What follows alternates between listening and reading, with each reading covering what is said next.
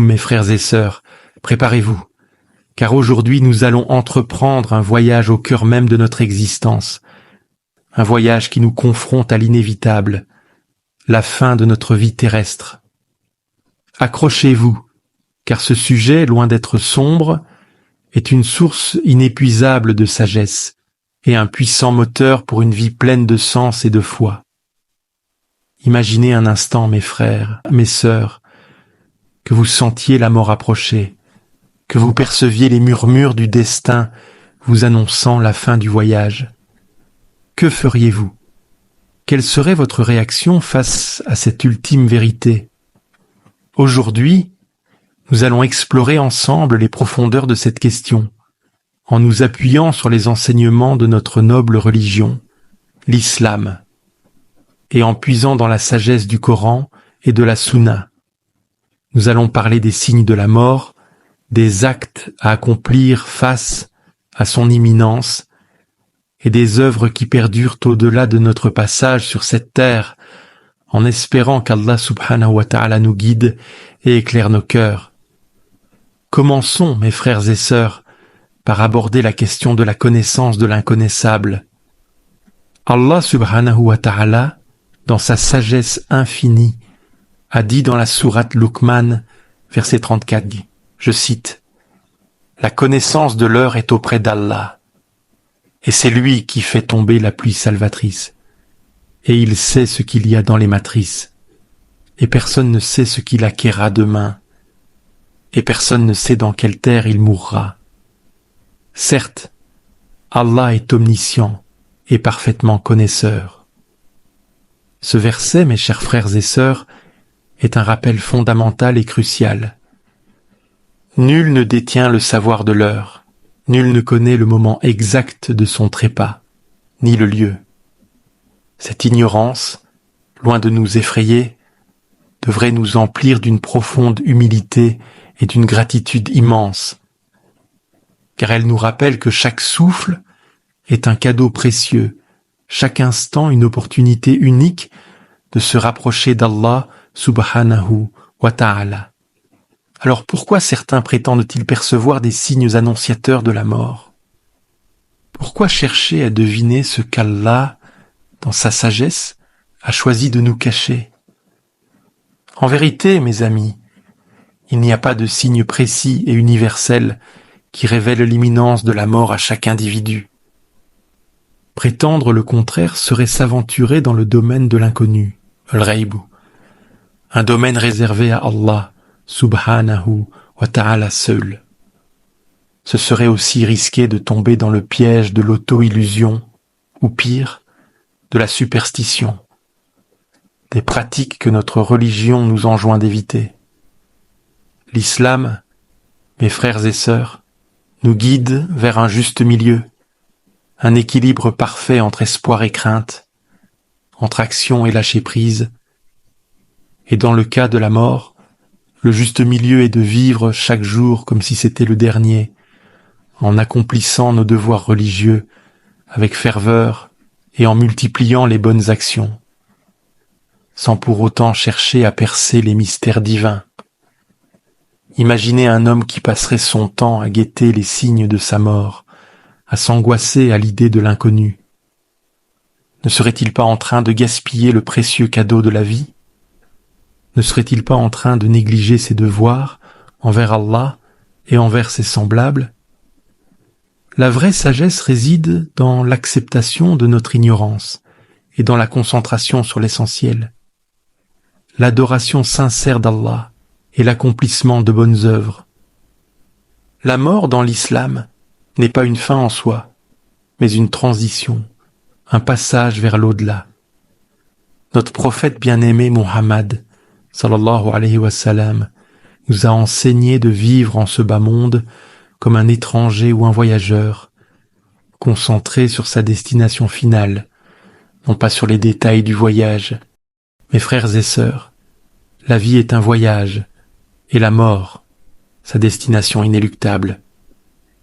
Mais il existe des moments, des épreuves, qui nous confrontent plus directement à notre finitude. Une maladie grave qui nous affaiblit, un accident qui nous frôle, la vieillesse avancée qui nous rappelle la fragilité de notre corps. Ces situations, aussi douloureuses soient-elles, sont en réalité des rappels puissants, des leçons de sagesse envoyées par Allah subhanahu wa ta'ala pour nous ramener à l'essentiel. Elles nous confrontent à notre propre faiblesse et nous poussent à nous interroger sur le sens de notre existence et sur notre préparation pour l'au-delà. Prenons l'exemple de celui qui est frappé par une maladie incurable. Les médecins impuissants lui annoncent que ses jours sont comptés. Que ressent-il ? Certainement de la peur, de l'angoisse, peut-être même de la révolte. Mais s'il est croyant, s'il a placé sa confiance en Allah, cette épreuve peut devenir une source de purification et d'élévation spirituelle.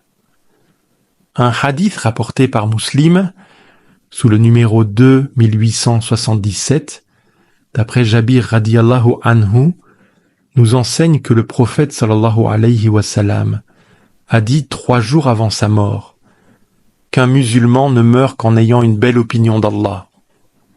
Avoir une belle opinion d'Allah, mes chers frères et sœurs, c'est avoir une confiance totale et inébranlable en sa miséricorde infinie, en son pardon immense et en sa justice parfaite. C'est croire fermement qu'Allah ne veut que notre bien, même dans les moments les plus sombres, même dans la souffrance et la douleur. C'est se repentir sincèrement de ses péchés, petits et grands, et espérer ardemment sa miséricorde. Le repentir, et tauba, mes frères et sœurs, est la clé qui ouvre les portes du pardon divin.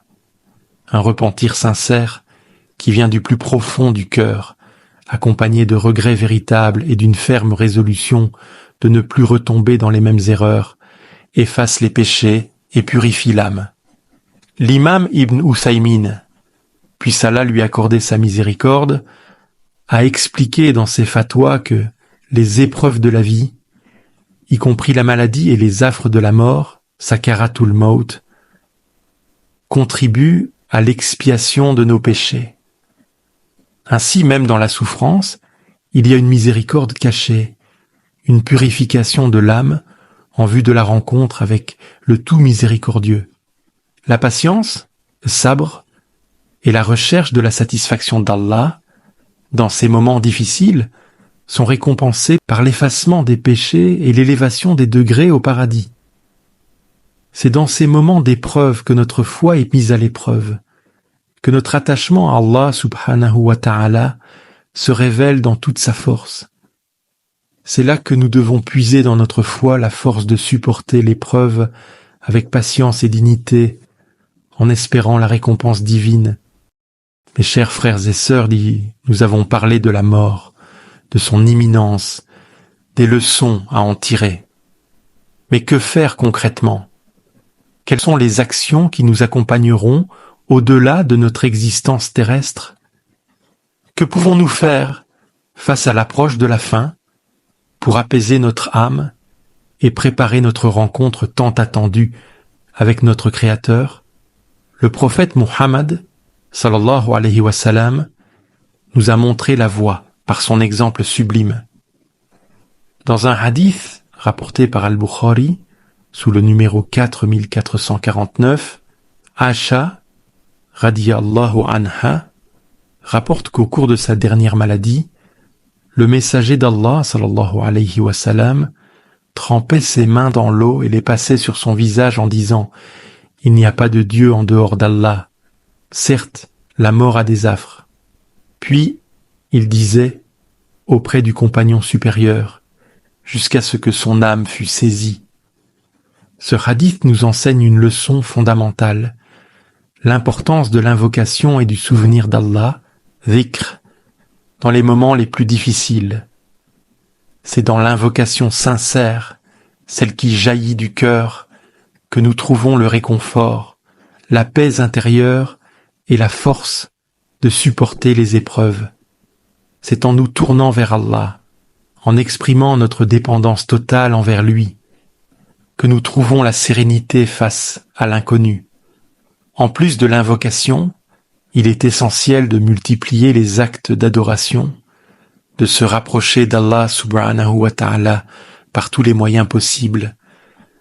La demande de pardon, el-yastighfar, pour nos péchés, le maintien des ablutions comme purification physique et spirituelle, la prière qui est le lien direct entre le serviteur et son créateur, le pèlerinage et la Umrah pour ceux qui en ont la possibilité, et tout autre acte qui rapproche d'Allah. N'oubliez jamais, mes frères et sœurs, l'importance de régler ces affaires avant qu'il ne soit trop tard. Si vous avez des dettes, remboursez-les. Si vous avez causé du tort à quelqu'un, demandez-lui pardon. Si vous avez des conflits non résolus, cherchez la réconciliation. La mort est une porte vers l'au-delà, et nous devons nous assurer de la franchir avec un cœur purifié, une âme apaisée et un esprit libre de tout remords. La meilleure des préparations est celle qui combine la crainte d'Allah, l'espoir en sa miséricorde et l'accomplissement d'œuvres pieuses qui perdurent après la mort, comme une science utile que l'on a transmise, une aumône continue, sadaqatun jariyah, ou un enfant pieux qui invoque Allah en notre faveur. Alors, mes frères et sœurs, que faire quand on sent la fin de sa vie imminente? La réponse est claire, se tourner entièrement vers Allah, se réfugier auprès de lui avec humilité et sincérité. C'est multiplier les actes d'adoration, se repentir de ses péchés, régler ses affaires et demander pardon à ceux que l'on a lésés. C'est vivre chaque instant comme si c'était le dernier, en accomplissant nos devoirs religieux avec ferveur et en multipliant les bonnes actions, en ayant une belle opinion d'Allah, en espérant sa miséricorde et en craignant son châtiment, tout en se préparant à la rencontre avec notre Créateur, le cœur rempli d'espoir et d'amour, car la mort n'est pas une fin, mais un nouveau commencement, le début d'un voyage éternel vers notre véritable demeure. Wallahu a'lam. Que la paix, la miséricorde et les bénédictions d'Allah soient sur vous. Si cette vidéo vous a éclairé, likez, abonnez-vous et partagez la lumière de l'islam. Ensemble, propageons la sagesse et la vérité. Merci et que la paix soit sur vous.